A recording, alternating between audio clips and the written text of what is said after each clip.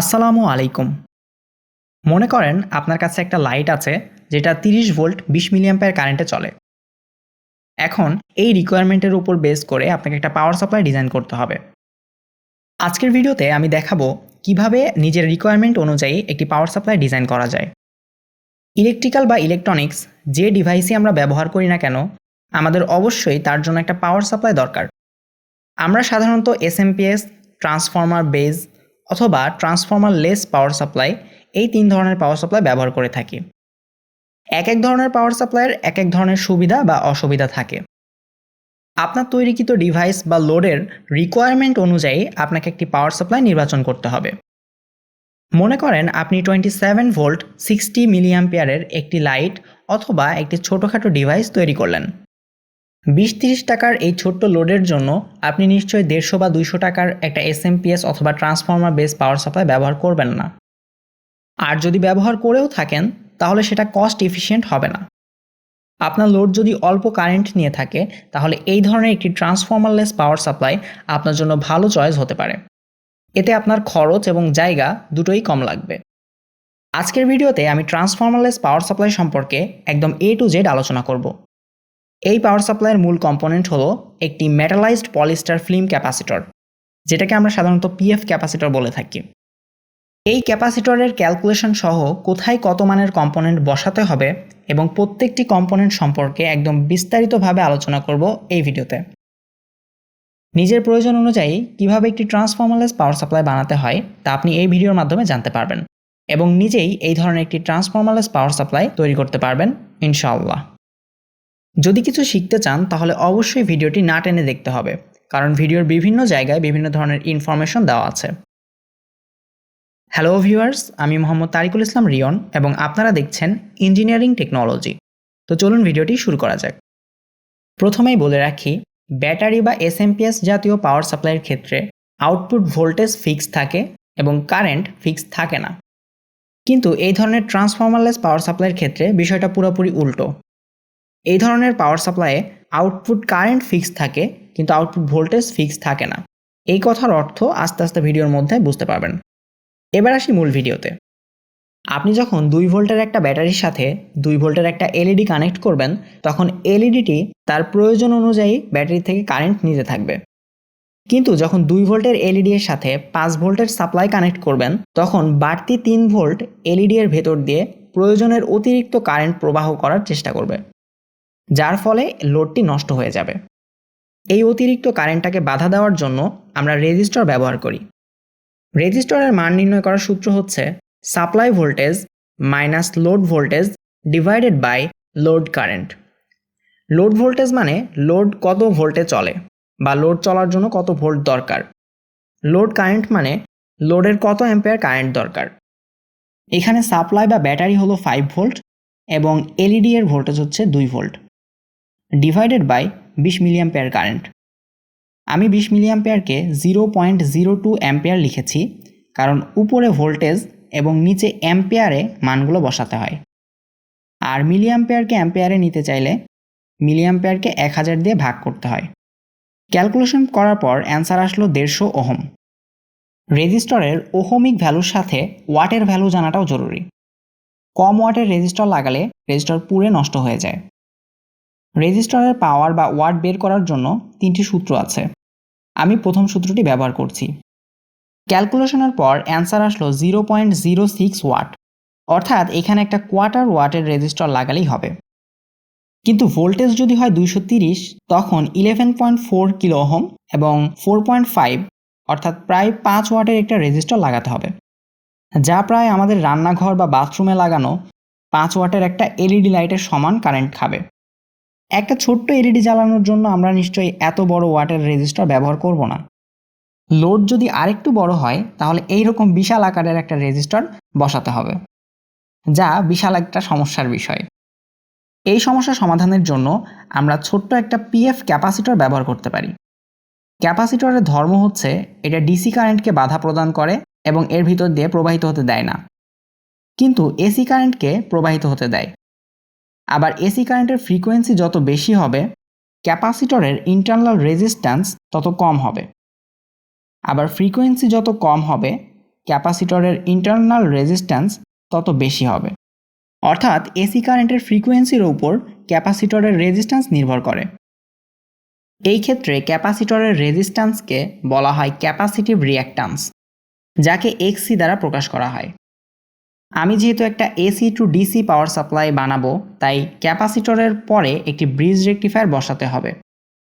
Capacitor অতিরিক্ত ভোল্টেজকে drop করবে এবং ব্রিজ রেকটিফায়ার এসিকে ডিসিতে কনভার্ট করবে।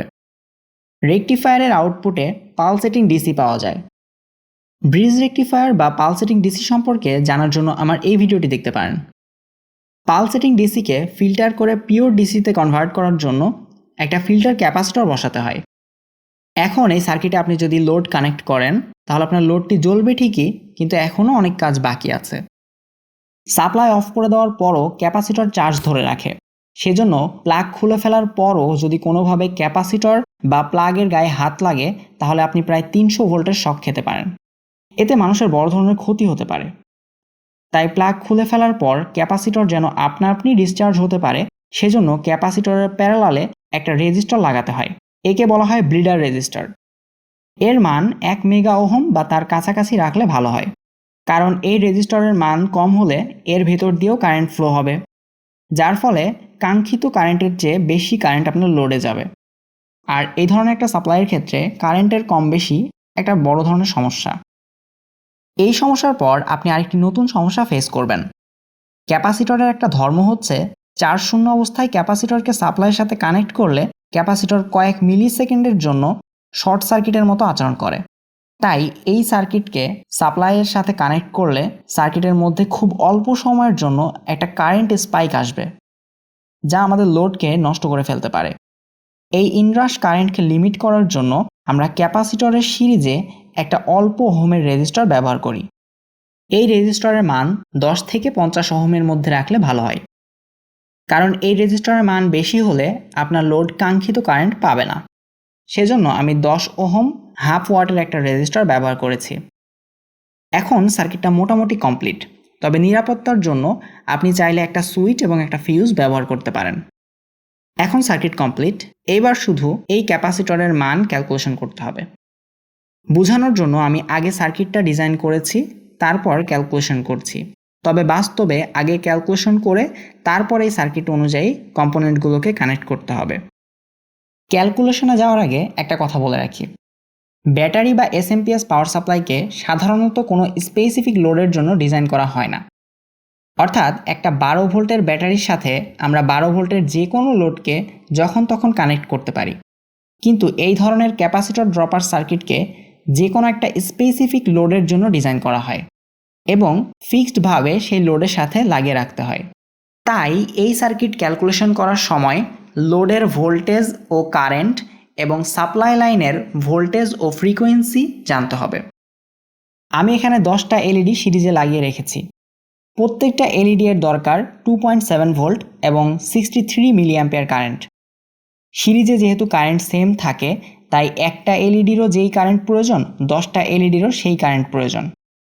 আর 2.7 ভোল্টের 10টা এলইডিকে সিরিজে কানেক্ট করলে টোটাল ভোল্টেজ হবে 27 ভোল্ট। তাহলে আমার লোডের জন্য প্রয়োজন 27 ভোল্ট 63 মিলি অ্যাম্পিয়ার কারেন্ট। আমাদের সাপ্লাই লাইনের ভোল্টেজ হচ্ছে 230 ভোল্ট এবং ফ্রিকোয়েন্সি হচ্ছে 50 হার্জ। একদম প্রথমে একটা এলইডি জ্বালানোর জন্য আমরা যেভাবে রেজিস্টর ক্যালকুলেশন করেছিলাম, ঠিক ওইভাবেই এখানেও ক্যালকুলেশন করতে হবে।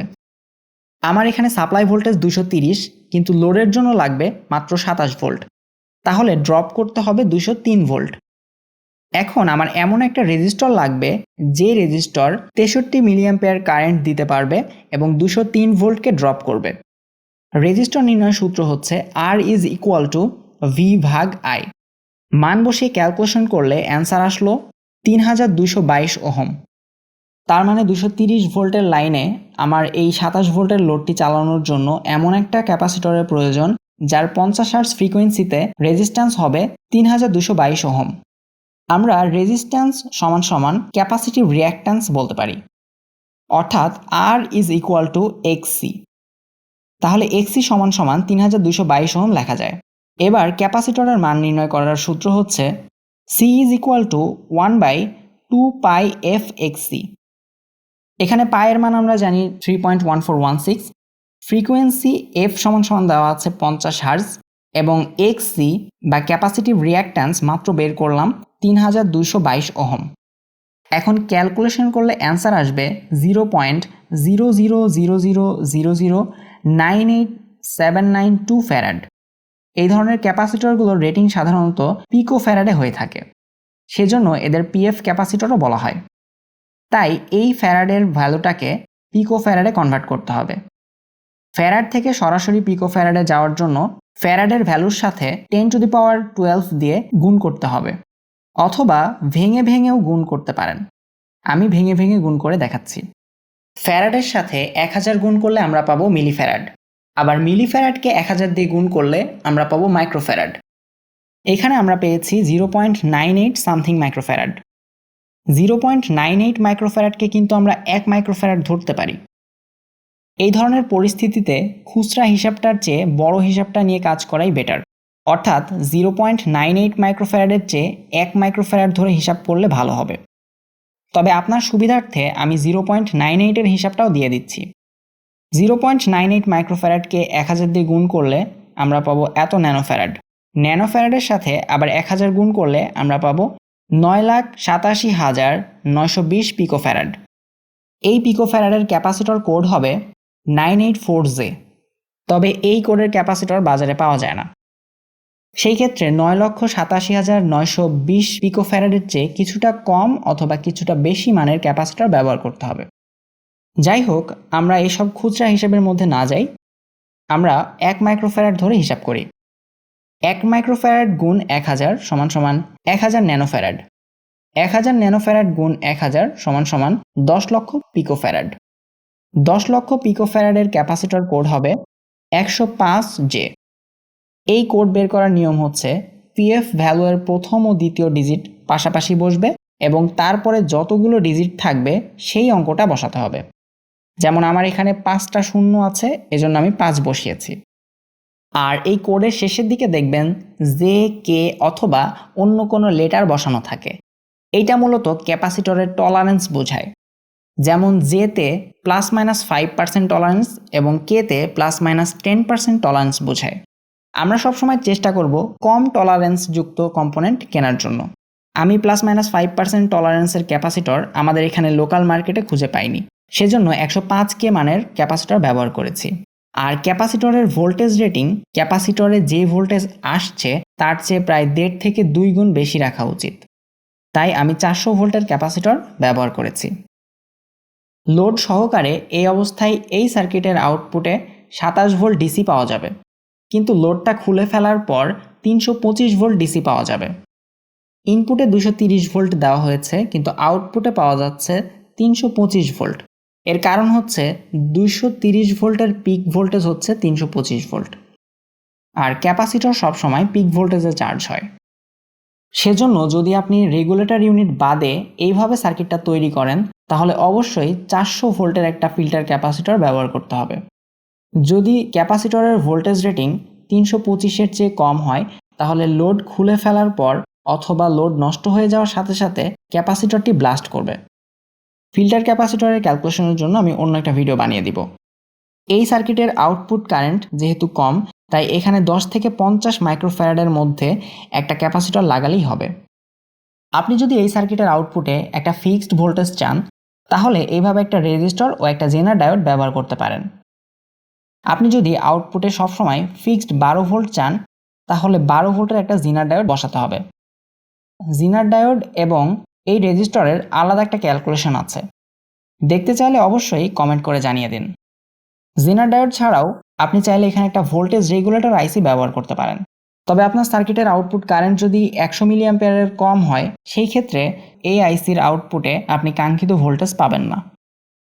এই সার্কিটের লাইন দেওয়া অবস্থায় কখনোই হাত বা লোড কানেক্ট করা যাবে না, তাতে আপনার লোডটি ওভার ভোল্টেজের কারণে নষ্ট হয়ে যাবে। সেজন্য আগে লোড কানেক্ট করবেন, তারপরে সাপ্লাই দিবেন।